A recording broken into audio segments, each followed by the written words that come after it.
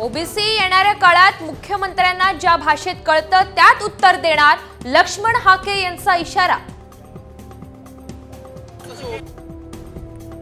राज्यात महाशक्ती आघाडीचाच मुख्यमंत्री होईल, महाराष्ट्रामध्ये तिसरा पर्याय मजबूतीने देऊ, आमदार बच्चू कडू यांनी थोपटले दंड।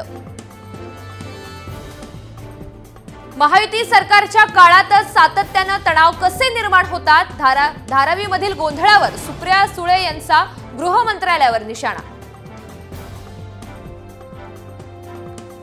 कापूस सोयाबीन अनुदानासाठी 83 लाख शेतकरी पात्र, मोदींच्या उपस्थितीमध्ये 4194 कोटींचं अनुदान करणार वितरित, कृषी मंत्री धनंजय मुंडे यांची माहिती।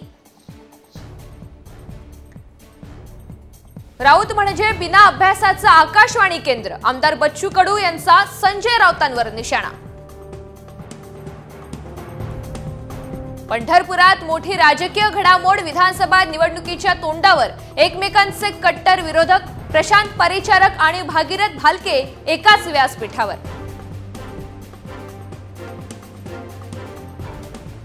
मुंबई विद्यापीठाच्या सिनेट निवडणुकीला स्थगिती, या विरोधात युवा सेनेची मुंबई उच्च न्यायालयामध्ये धाव, थोड्याच वेळात मुंबई उच्च न्यायालयामध्ये होणार सुनावणी।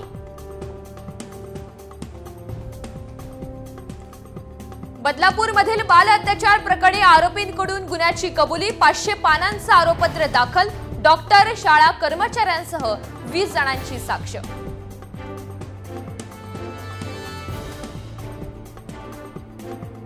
जुन्नर कृषी उत्पन्न बाजार समितीमध्ये कांद्याला विक्रमी बाजारभाव, 10 किलोला 475 रुपयांचा दर, किमान निर्यात मूल्य हटवताच दर वाढले।